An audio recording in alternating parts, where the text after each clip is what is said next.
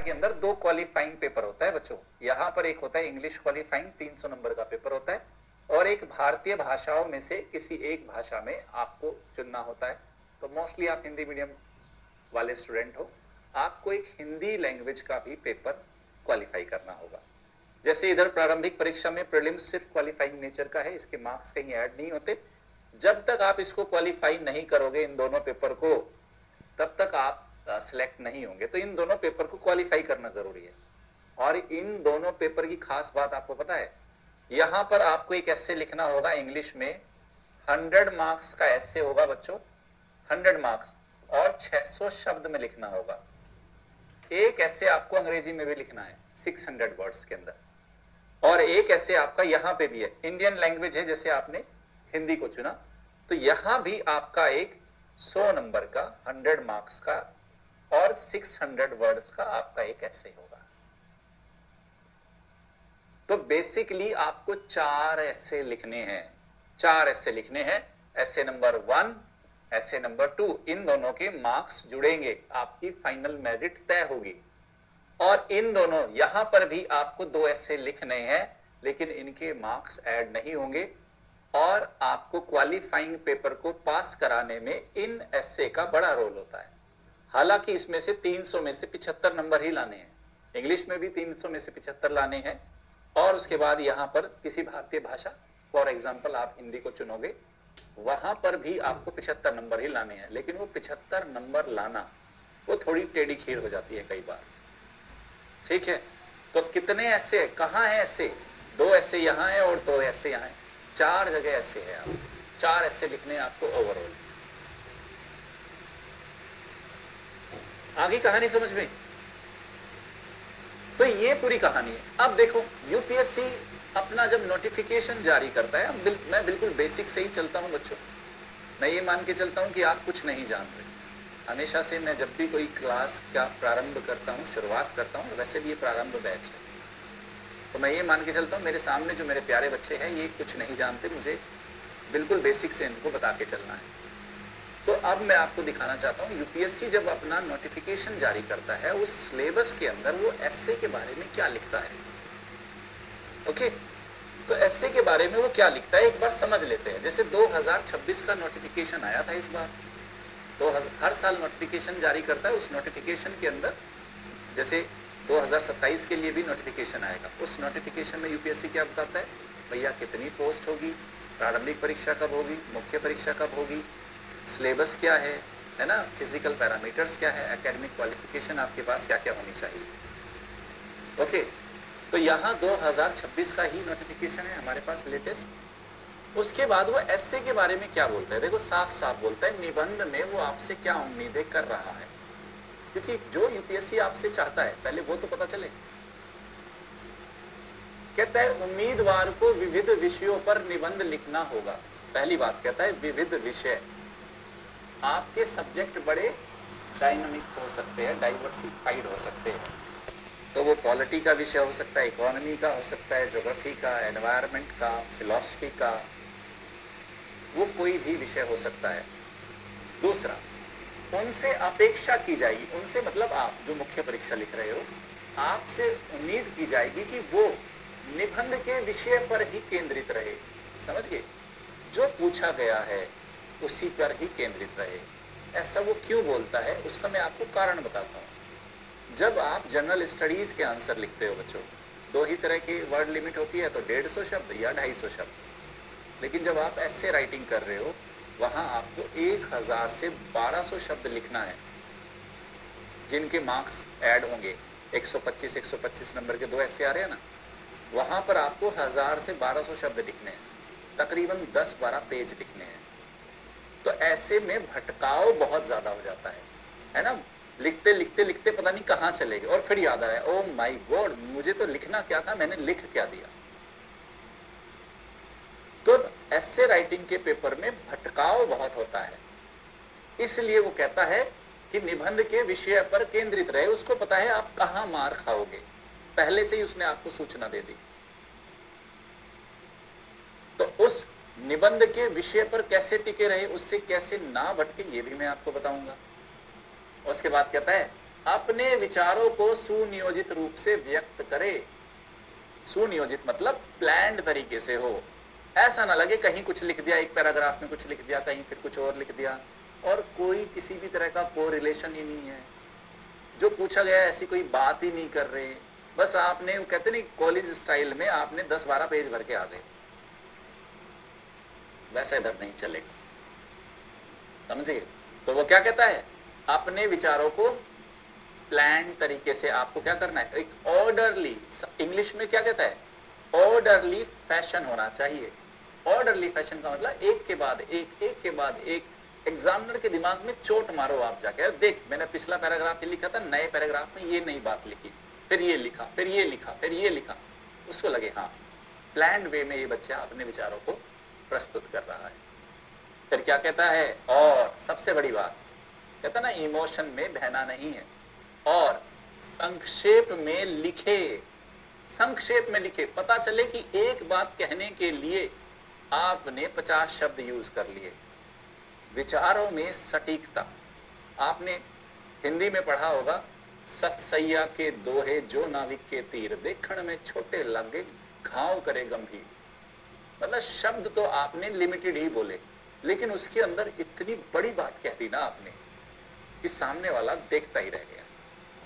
मतलब आप अपने विचारों को व्यक्त करने के लिए बहुत ज्यादा शब्दों को इस्तेमाल ना करें। ये संक्षेप का मतलब ये होता है।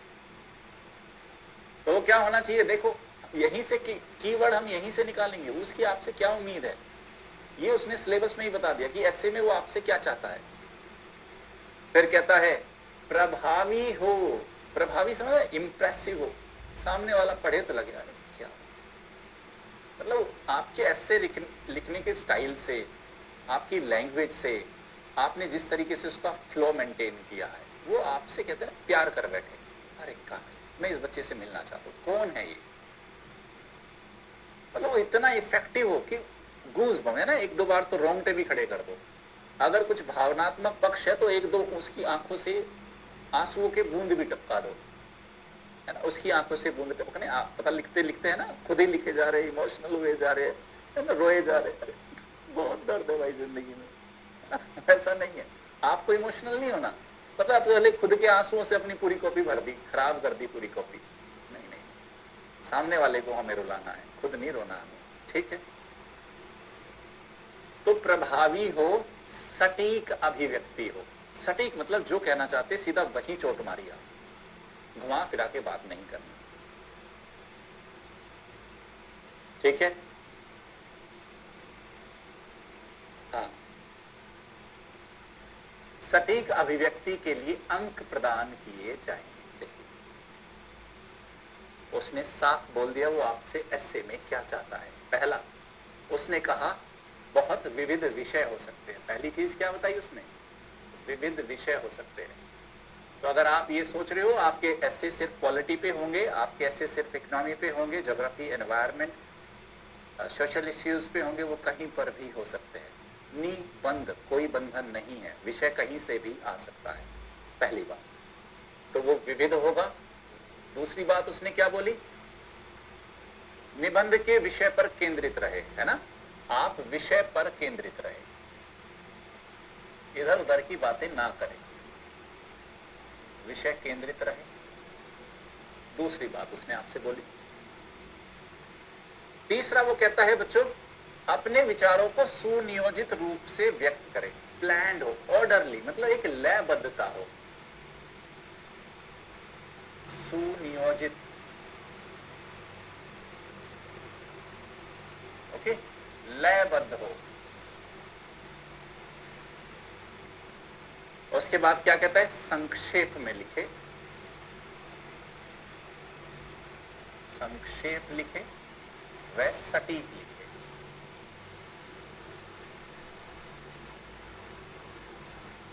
तो यहां से आपके अंदर बहुत सारी क्लैरिटी आ जानी चाहिए कि हमें बहुत ज्यादा नहीं फैलना, टू द पॉइंट रहना है,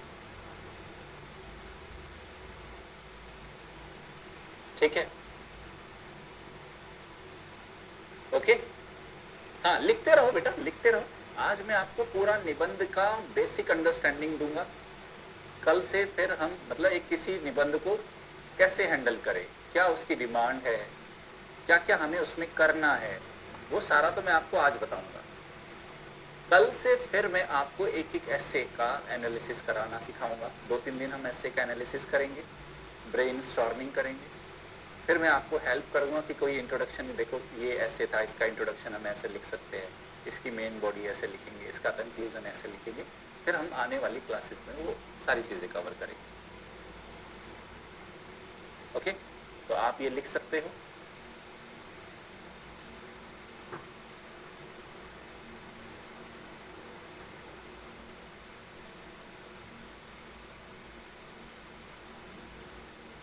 ठीक है,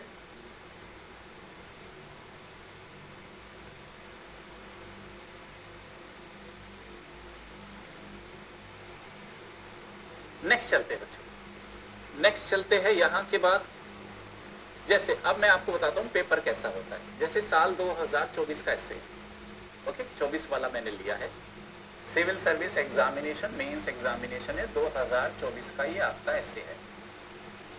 तो एस्से के अंदर बच्चों 2 सेक्शन होते हैं, मैं आपको बता देता हूँ। सेक्शन ए, इस सेक्शन ए के अंदर 4 एस्से मिलेंगे आपको, 1, 2, 3, 4। ओके, फिर मिलता है आपको एक सेक्शन बी। सेक्शन बी में भी आपको 4 एस्से मिलेंगे, 1, 2, 3, 4।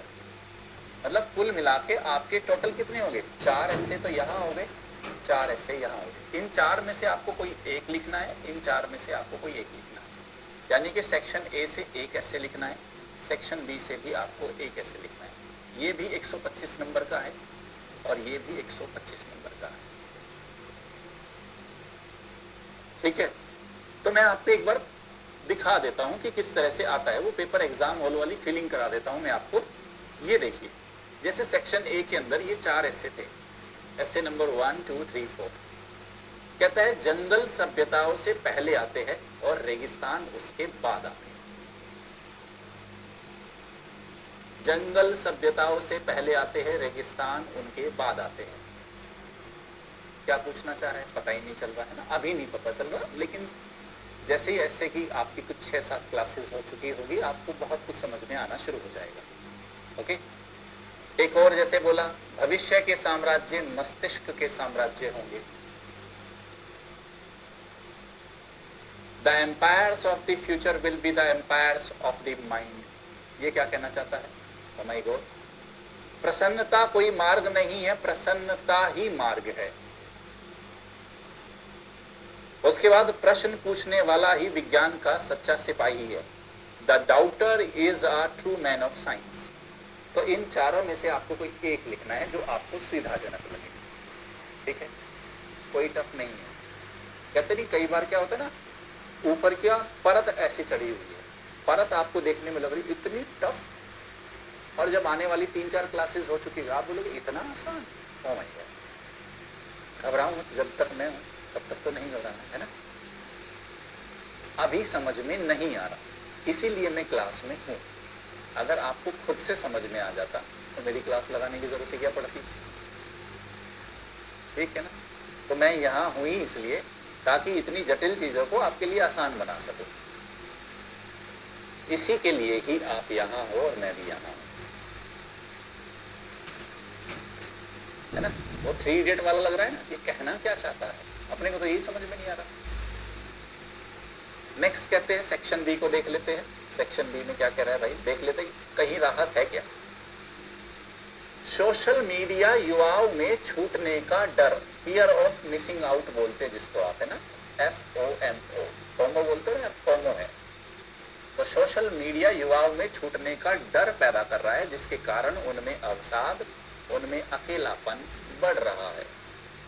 तो सोशल मीडिया का दौर है। सोशल मीडिया के दौर में हर कोई कुछ ना कुछ अपनी लाइफ दिखा रहा है, आगे बढ़ रहा है ना, कोई रील स्टोरी, कोई लाइफ का सक्सेस दिखा रहा है, पार्टीज दिखा रहा है। आपको क्या लग रहा है यार, हम लाइब्रेरी में बैठ के हम यहाँ NCERT खेल रहे हैं। और देखो मेरे साथ मेरा मोहन दोस्त पड़ा, वो आज कहाँ चला गया, वो गुड़गांव में बेहतरीन लाइफ जी रहा है। वो हर सैटरडे संडे पार्टी की फोटो डाल रहा है, चिलिंग, है ना, enjoying my life, feeling cool, वो किसी गाड़ी के खड़ा होकर ऐसे सेल्फी ले रहा है। अपन क्या कर रहे, लाइब्रेरी में बैठ के एनसीईआरटी का नोट्स बना रहे, इधर पढ़ रहे हैं हम क्या, फियर ऑफ मिसिंग आउट। ठीक है, तो ये डर पैदा करता है युवाओं के अंदर। आपको लगता है यार कहीं दुनिया आगे तो नहीं निकल गई, मैं पीछे तो नहीं रह गई। ठीक है, तो ये क्या ऐसा है, और अगर ऐसा है तो क्यों है, कैसे टैकल करेंगे, क्या करना है हमें, ये कितना वास्तविक है, क्या इससे वास्तव में घबराने की जरूरत भी है, कहीं ये सिर्फ एक एजेंडा तो नहीं है। समझ गए? लगभग सभी मनुष्य प्रतिकूल परिस्थितियों का सामना कर सकते हैं, लेकिन किसी व्यक्ति के चरित्र के परीक्षण के लिए उसे शक्ति प्रदान करके देखिए। थोड़ा सा आसान लग रहा है ना पिछले वालों से, देखो इनसे तो थोड़ा सा आसान लग रहा है ना। भविष्य के साम्राज्य, मस्तिष्क के साम्राज्य होंगे, प्रसन्नता कोई मार्ग नहीं है, प्रसन्नता ही मार्ग है ना। इधर तो थोड़ा सा कम समझ में आ रहा था, इधर थोड़ा समझ में आ रहा है कि सभी मनुष्य प्रतिकूल परिस्थितियों का सामना कर सकते हैं। लाइफ में हार्ड फेज आता है तो ये नेचर द्वारा दिया गया गुण है कि हमारे अंदर सर्वाइवल होता है, हम हार्ड कंडीशंस को फेस करना सीखते हैं, नेचुरली हमारे अंदर ये गुण आ गया है। कहते लेकिन किसी व्यक्ति के चरित्र का परीक्षण करना है, किसी के कैरेक्टर को टेस्ट करना है, उसको ताकत देके देखो एक बार, ताकत, पावर, पोजीशन, रुतबा, उसको बिठाओ एक ताकतवर कुर्सी पे, जहां उसके डिसीजन मेकिंग है ना, जहां उसके एक्ट्स मास को प्रभावित करें, लोगों को, दुनिया को, समाज को प्रभावित करें, तब पता चलेगा कि वो व्यक्तित्व कैसा था।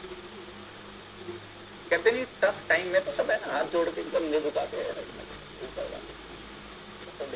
ऑल इंडिया रैंक 1 कब लगेगा मेरा, अच्छा ठीक है। कहते उस पोजीशन में जब आप डरे हुए हो, सहमे हो, चीजें आपके अनुकूल नहीं है, कोई भी हाथ जोड़ के बड़ा भावुक, बड़ा है ना सेंसिटिव बन के दिखा देगा, अच्छा बन के दिखा देगा। कहते अगर वास्तव में चरित्र का परीक्षण करना है तो उसको बिठाओ एक ऐसी कुर्सी पे, बनाओ उसको प्रधानमंत्री, बनाओ उसको मुख्यमंत्री, बनाओ उसको एमएलए, दो उसको ताकत, एमपी बनाओ उसको, आईएएस ऑफिसर बनाओ उसको, आईपीएस ऑफिसर बनाओ, और फिर देखो वो क्या काम करके दिखाता है। तब समझ में आएगा वो असली चरित्र कैसा। समझ गए? ऐसी बात कह रहा है, ठीक है ना।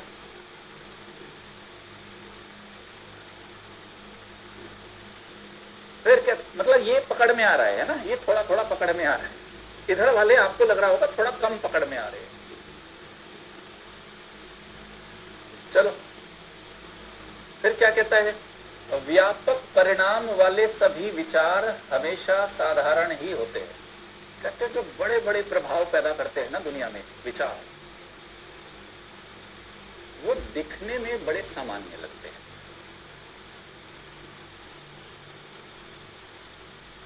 जैसे गांधी जी क्या कहते थे, सत्य अहिंसा, मैं कैसे लड़ूंगा अंग्रेजों से, सत्य अहिंसा, सत्य अहिंसा। इतना बड़ा ब्रिटिश साम्राज्य, कहते थे ब्रिटिश साम्राज्य का सूर्य कभी अस्त ही नहीं होता, और गांधी जी क्या बोले, सत्य अहिंसा। अरे भाई कैसे लड़ेंगे? ओके,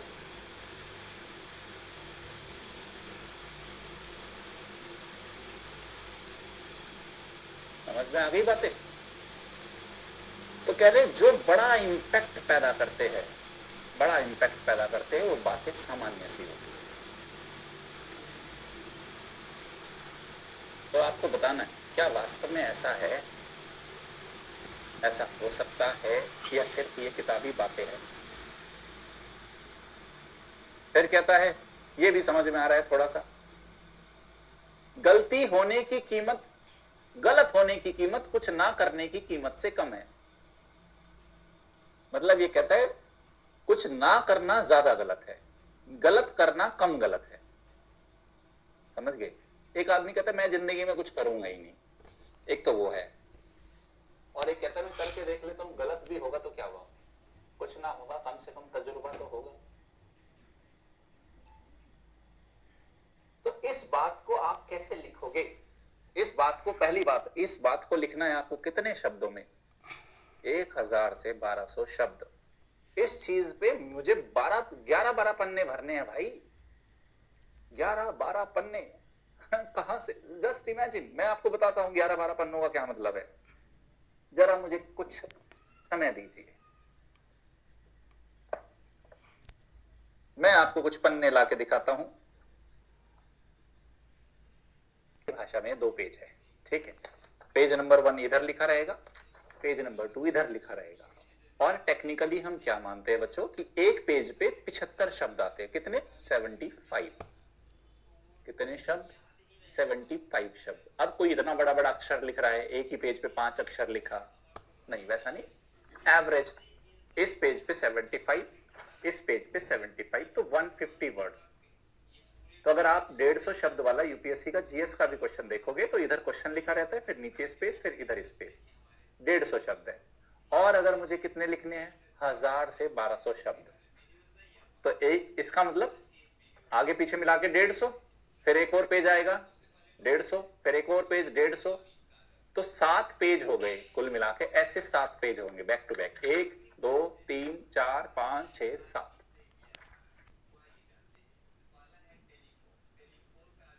ठीक है, बताओ,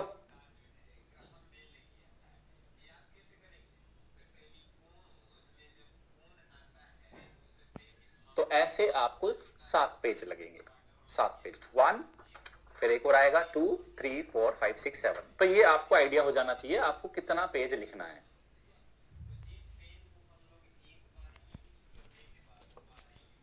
ओके, अब मैं आपको वापस लेके चलता हूं शब्द सीमा। यहां पे देखो, कहते हैं शब्द सीमा कितना है, 1000 से 1200 शब्द है, 1000 से 1200 शब्द लिखना।